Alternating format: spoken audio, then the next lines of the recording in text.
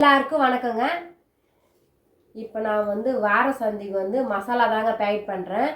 மசாலானா கடுகு, சீரகம், மிளகு, வெந்தயம், சோட்டா மாவு, ஜவ்வரிசி, அப்புறம் முந்திரி, திராட்சை, ஏலக்காய், லவங்கம், அன்னாச்சி பூ, அப்புறம் கல்பாசி,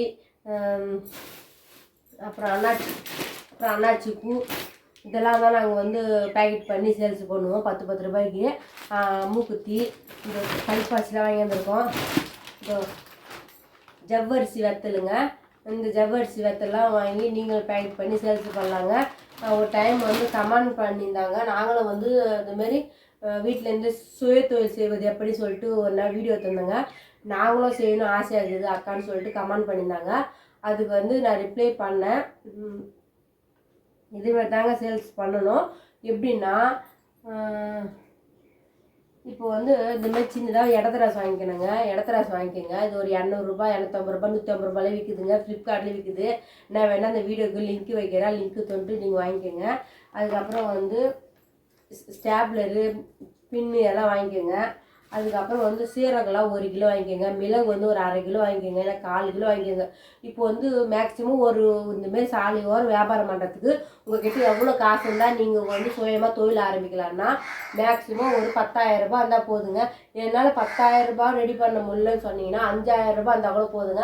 5,000 வச்சுக்கிட்டு நீங்கள் சின்னதாக கொஞ்சம் வியாபாரம் ஆரம்பிக்கலாங்க. அந்த 5,000த்துல நீங்கள் யாருன்னா கமெண்ட் மூலமாக கேட்பீங்க, 5,000 வச்சு எப்படி ஒரு வியாபாரம் பண்ண முடியும்னு. கண்டிப்பாக பண்ணலாங்க. 1000 ரூபாய் இருந்தாலும் பண்ணலாம். ஆனால் நம்ம முயற்சி பண்ணால் போயிட்டு மாட்டோம். பேக் பண்ணி இப்போ கவர் ஒரு 250 ரூபாய் வச்சுக்கோங்க. 1000 ரூபா இருக்குது உங்ககிட்ட காசு. 250 ரூபாய் கவர், ஸ்டாப்லரு, பின்னு, இடத்தராசு இதெல்லாம் சேர்த்தா ஒரு 250 ரூபா, 500 ரூபாய் இதுக்கே சரியாக போயிடுதா? மேல்கொண்டு உங்ககிட்ட 500 ரூபாய் தான் இருக்கும். அந்த 500 ரூபாய்க்கு வச்சு நீங்கள் 500 ரூபாய்க்கு இந்தமாரி ஒரு 4 பாக்கெட் வாங்கிக்கோங்க. ஒரு 5 பாக்கெட் வாங்கிக்கோங்க. ஒரு பாக்கெட் 100 ரூபாய் அப்படி அதுக்குள்ளே தான் இருக்கும். 4 பாக்கெட் 5 பாக்கெட் வாங்கி 500 ரூபாய்க்கு வாங்கிட்டு அது சேல்ஸ் பண்ண பாருங்கள். 10 ரூபாய்க்குலேருந்து 20 ரூபாய்க்காலும் பேக்கெட் பண்ணிங்க. 20 ரூபாய்க்கு மேக்ஸிமம் ஒரு 80 இல்லை 100 கிராம் போட்டுக்கணுங்க. இந்த ஜவ்வரிசத்துக்கு 100 கிராம் போட்டு பேக்கெட் பண்ணிங்கன்னா அதை விற்று அதில் வர்ற இப்போ 500 ரூபாய் முதலீடு பண்ணிங்களா, அது ஃபுல்லாக விற்று ஆகிட்டு நம்ம கையில் ஒரு 650 ரூபாய் வரும். 650 ரூபா வர மாரி 150 ரூபா எக்ஸ்ட்ரா வர மாரி உங்களுக்கு லாபம் வச்சுக்கோ. இல்லை 500 ரூபாய்க்கு 100 ரூபா வர மாதிரி லாபம் வச்சா மேற்கொண்டு நமக்கு 600 ரூபா வரும். அந்த 600 ரூபா மறுபடியும் ஒரு பொருள் வாங்குங்க. அந்த 600 ரூபா 1200 ஆக்குங்க. 1200 2400 ஆக்குங்க. அப்படிதாங்க சிறு துளி பெருவெல்லாம். உங்ககிட்ட ஒரு 5,000 ரூபாய் இருக்குது காசுன்னா இந்தமாரி ஒரு 5 பாக்கெட்டு போட்டுக்கிறீங்களா, அதான் கூட சீரகம் ஒரு 1/4 கிலோ வாங்கிக்கோங்க. இல்லை 1/2 கிலோ வாங்கிக்கோங்க. சீரகம் ஒரு 1/4 கிலோ, மிளகு ஒரு 1/4 கிலோ, வெந்தயம் ஒரு 1/4 கிலோ, சோடா மாவு ஒரு 1/4 கிலோ. சோடா மாவுலாம் விலை கம்மி தான், 1 கிலோ வாங்கிக்கலாங்க. வெந்தயம் கூட கம்மி தான், ஆனால் 1 கிலோ வாங்கிக்கோங்க. விலை அதிகமாகிற பொருள் ரொம்ப வாங்க, விலை அதிகமாகிறத 1/4 கிலோ வாங்கிக்கோங்க. இந்தமாதிரி அன்னாச்சி பூ, இந்த அன்னாச்சி பூ, இந்த கல்பாசிலாம் விலை அதிகம். இதெல்லாம் ஒரு 1/4 கிலோ வாங்கிக்கின்னு 10 ரூபாய்க்கு. மேக்ஸிமம் கடு ஒரு 2 கிலோ வாங்கிக்கோங்க. கடு 2 கிலோ வாங்கி மேக்ஸிமம் எவ்வளோ கிராம் கிலோ பண்ணாங்க. கடுகு உளுந்து, உடச்ச உளுந்து, அதுக்கப்புறம் கொஞ்சம் வெந்தயம் வாங்கி கலந்துக்குங்க. 2 கிலோவுக்கு நீங்கள் போட்டு கலந்தா வீட்டுக்கு கலப்பலாம், அதேமாதிரி தான் கலக்கணும். அது நாங்கள் 6 கவர் தாங்க போடுறோம் கடுவுக்கு. கடு நான் மேக்ஸிமம் ஒரு 70 கிராம் போதுங்க. 70 கிராம் போட்டிங்கன்னா தான் உங்களுக்கு ஒரு பாக்கெட் மேலே நமக்கு ஒரு ரூபா 1.5 ரூபா அப்படி நிற்குங்க. இல்லை நமக்கு சுத்தமாக லாபம் வராது. அதனால் 70 கிராம் கடு வாங்கி பேக்கெட் பண்ணிங்க. சீரகம், சோட்டா மாவுலாம் 100 கிராம் போடுங்க. 100 கிராமே போடுற சோட்டா மாவு 100 கிராம் போடுங்க. வெந்தயம் போடுங்க. வெந்தயம் நீங்கள் கமெண்ட் மூலமாக கமெண்ட் பண்ணி கேளுங்க, எவ்வளோ பொருள் என்னென்ன கிராமில் நாங்கள் போடுறோன்னு சொல்லிட்டு மறுபடியும் ஒரு வீடியோவில் தெளிவாக அந்த கிராம் மட்டும் எழுதி வச்சுருக்கேன் ஒரு நோட்டில். அந்த நோட்டு தேடி வச்சு இந்த பொருள் இந்த கிராம் போடணும்னு சொல்லிட்டு உங்களுக்கு தெளிவாக சொல்கிறேங்க. ஏன்னா இப்போ நான் சொல்கிறது ஒரு சிலருக்கு பாதிப்பு வரும். எப்படின்னா ஒரு சிலர் கொஞ்சம் கம்மியாக போட்டு வியாபாரம் பண்ணுவாங்க. நம்மளால் அவங்களுக்கு எந்த ஒரு பாதிப்பு வரக்கூடாது. அதனால தான் கொஞ்சம் தயங்குறேன் நான் கொஞ்சம் வெளிப்படையாக சொல்கிறதுக்கு. நீங்கள் கமெண்ட் மூலமாக கேளுங்க. நான் எவ்வளோ கிராம்னு சொல்லிட்டு கூட மறுபடியும் ஒரு சின்னதாக ஒரு வீடியோவில் சொல்லிடுறேங்க. ஏன்னா எழுதி கூட ஒரு பேப்பரில் கூட காமிச்சிடுறேங்க. நம்மளால் யாருக்கும் ஒரு பிரச்சனை வரக்கூடாது. அது ஒரு தாட்டு தான். மற்றபடிக்கு யார் வேணாலும் சுயமாக வியாபாரம் பண்ணலாங்க. உங்களுக்கு நீங்களே கணக்கு போட்டுக்கலாம், கால்குலேஷன் யாரையும் கூட கேட்க தேவையில்லைங்க. எவ்வளோ போடணும், என்ன போடணும், எத்தனை கிராம் போடணும், நீங்கள் கால்குலேட்டரே போட தேவையில்லைங்க. இப்போ வந்து சோம்பு நாங்கள் வந்து காலையிலேருந்து சோம்பு, மிளகு, கடுகு எல்லாம் பேக்கெட் பண்ணுறோம். கடுகுலாம் வாரி இந்த பையில் போட்டு வச்சுட்டுக்கிறேங்க. இந்த இந்த ஜவ்வரிசி வத்தல் ரொம்ப நாளாக இப்போ ஜனம் கேட்டுனே இருக்காங்க. அதனால் எங்கள் வீடியோவில் வாங்க சொல்லியிருந்தேன், ஜவ்வரிசி வத்தல் வாங்கன்னு சொல்லிட்டு. அதனால் வந்து ஜவ்வரிசி வத்தல் வாங்கி எடுத்துக்கிறாரு. அந்த ஜவ்வரிசி வத்தல் போட்டு கல்பாசி போட்டுட்டு அப்புறம் கொஞ்சம் தேவையானதெல்லாம் ஒரு 20 பாக்கெட் 30 பாக்கெட் இருந்தால் போதுங்க. பட்டை கொஞ்சம் பாக்கெட் பண்ணோம் காலையிலேருந்து, அவ்வளோதாங்க. ஒரு கொஞ்சம் தான் விற்கும். சாலை ஓரம் நல்லா பெரிய சந்தையாக இருந்தால் நிறைய ஜனம் வருவாங்க. நாங்கள் போகிற சந்தையெல்லாம் மீடியமான ஜனங்க தான் வருவாங்க. அதனால் மீடியமான பாக்கெட்டுங்க. நீங்கள் வந்து நல்லா டவுன் பக்கம் இருக்கீங்கன்னா நிறைய ஜனம் வருவாங்க. இப்போலாம் அந்தந்த ஏரியாவில் சந்தை போடுறாங்க பாருங்கள். இப்போ வந்து நீங்கள் வெளியே வேலைக்கு போக முடியல, எதனா ஒரு வேலை செய்யணும் ஆசையாக இருக்கிறவங்க இந்தமாரி ஒரு 5000 ரூபாய் முதலீடு பண்ணி சின்னதாக ஒரு வியாபாரம் பண்ணுங்க. அதுவே போதுங்க. அந்த 5000த்துக்கு வந்து அந்த வாரம் ஃபுல்லாக 3-4 சந்தைக்கு போனீங்கன்னா போதுங்க. ஒரு மாதத்தில் ஒரு 20 நாள் வார சந்தைக்கு போனீங்கன்னாவே போதும். 10 நாள் ரெஸ்ட் எடுத்துக்கோங்க. அந்த 20 நாளில் நம்ம பொருள் விற்க வாங்கி போட அந்த பொருள் வந்து நிறைய உற்பத்தி ஆகிடுங்க. இப்போ ஒரு நகை விற்கிறாங்கன்னா ஸ்டார்டிங்கில் அவங்க ஒரு 10 கம்பில் தான் வாங்கி வந்து சேல்ஸ் பண்ணியிருப்பாங்க.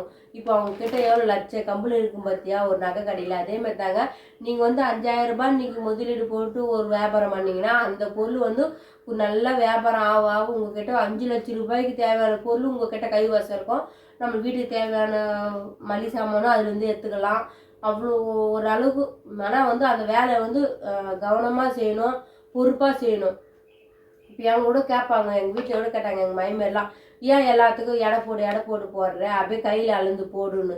ஆற்றுல போட்டாலும் அளந்து போடணும்னு சொல்லுவாங்க. எனக்கு கையில் போட தெரியாது. ஒரு வியாபாரிங்க வந்து கையில் போடுறாங்க. அவங்க வந்து பூர்வீகமாக சின்ன வயசுலேருந்து போட்டு பழக்கம். அதனால் எல்லா கவர்லேயும் ஒரே அளவாக போடுவாங்க. நம்ம வந்து புதுசாக கொஞ்ச நாளாக தான் ஆரம்பிச்சுக்கிறோம். அதனால் எனக்கு வந்து ஏற்றத்தாய் வரும். ஒரு கவரில் அதிகமாக போட்டுருவேன், ஒரு கவரில் கம்மியாக போட்டுருவேன். வாங்குறவங்க நம்ம கேள்வி கேட்பாங்க, என்ன இந்த கவரில் அதிகமாகுது கம்மியாகுதுன்னு கேட்பாங்க. அதனால் நான் என்ன பண்ணுறது, டைம் ஆனால் கூட ஆகட்டும் சொல்லிட்டு நானும் எங்கள் வீட்டுக்கு வரோம் இடத்தராசில் எடை போட்டு தாங்க நாங்கள் வந்து பேக்கெட் பண்ணுவோம். 10 ரூபாய்க்கு 20 ரூபாய்க்கும் கரெக்டான இடம் போடணுங்க. ஒரு கவரில் அதிகமாகவும் போட மாட்டோம், ஒரு கவரில் கம்மியாகவும் போட மாட்டோங்க. ஒரு 4 பொருள் கம்மியாக இருந்துச்சுன்னா லாஸ்ட் டைமு அந்த பொருளை வீட்டுக்கு எடுத்துப்பேன். அது வந்து ஒருத்தருக்கு எல்லாம் சேல்ஸ் பண்ணிடலாம், நம்மளுக்கு ஒரு 10 ரூபா வரட்டமே நினைக்க மாட்டேங்க. அது வந்து ரொம்ப தப்பு. அதனால் வந்து அந்த பொருள் கூட நான் எங்கள் வீட்டுக்கு இப்போ சோட்டா மாவு ஒரு 50 கிராம் தான் இருக்குது. அந்த 50 கிராம் 10 ரூபாய்க்கு போட்டு விற்க மாட்டேன். அந்த 50 கிராம் நான் வீட்டுக்கு எடுத்துப்பேன்.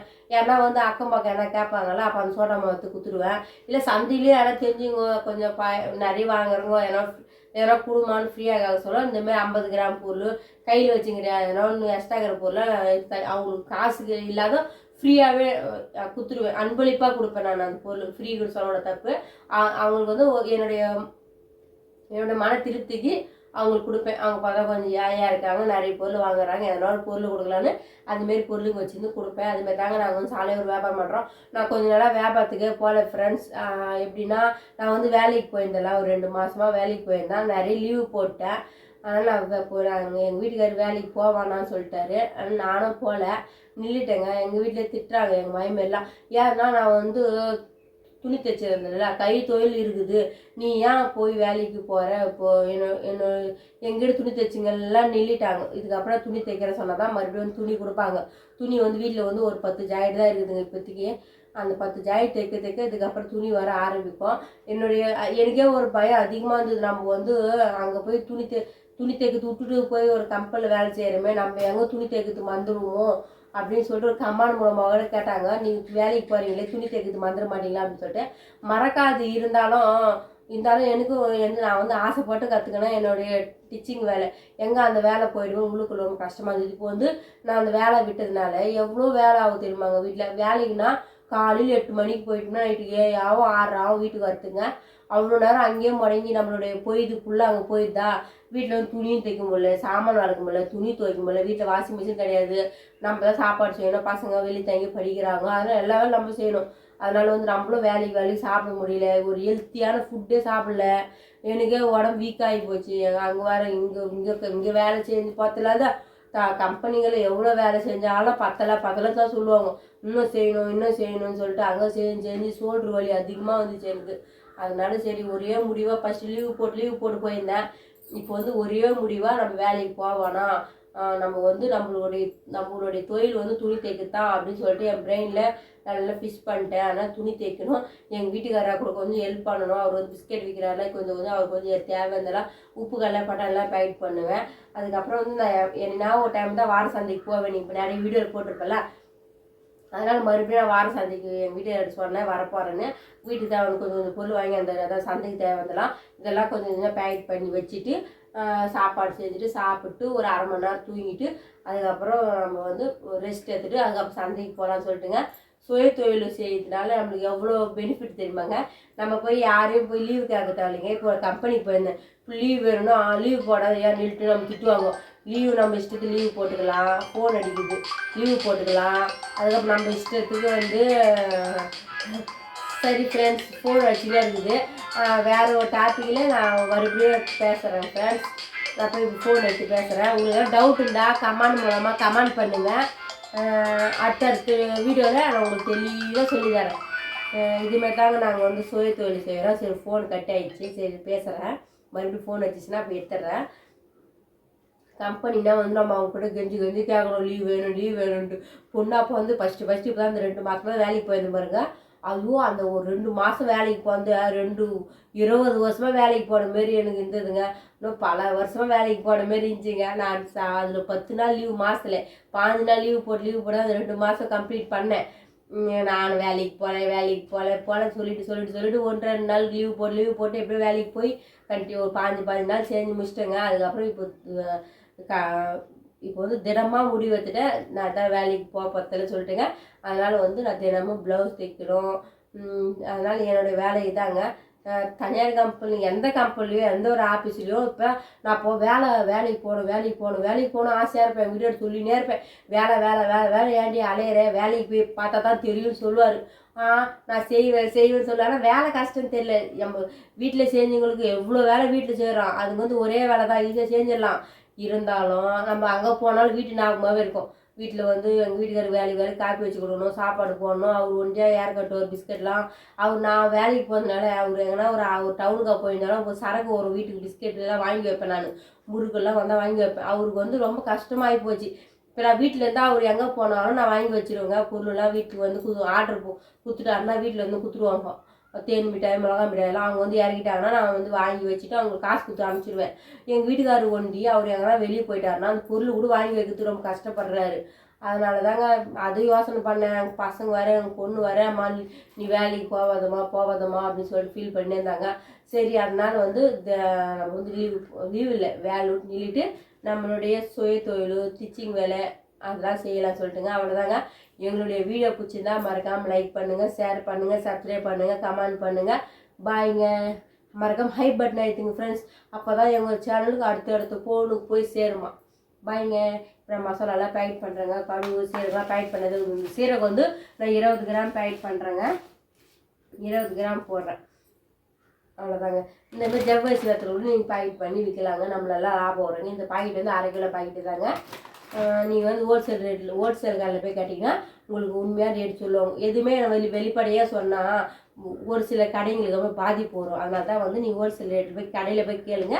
இந்த பாக்கெட்டோட விலை எவ்வளோ சொல்லுவாங்க. அது வந்து நீ 1/2 கிலோன்றது 500 கிராம் வந்து நம்ம வாங்கின ஒரு பொருள் ஒரு 100 ரூபா கொடுத்து வாங்குறோமா, அது 100 ரூபாய்க்கு வேலை ஒரு 20-30 ரூபாய் நம்ம லாபம் வர மாரி அந்த பொருளை பங்கிட்டு டிவைட் பண்ணி பேக்கெட்டில் போட்டு நம்ம லாபம் வர மாரி நம்மளே கால்குலேஷன் போட்டு சேல்ஸ் பண்ணுங்க. அவ்வளோதாங்க. பாய்ங்க. எல்லாம் சேஃப்டியாக பத்திரமா இருங்க.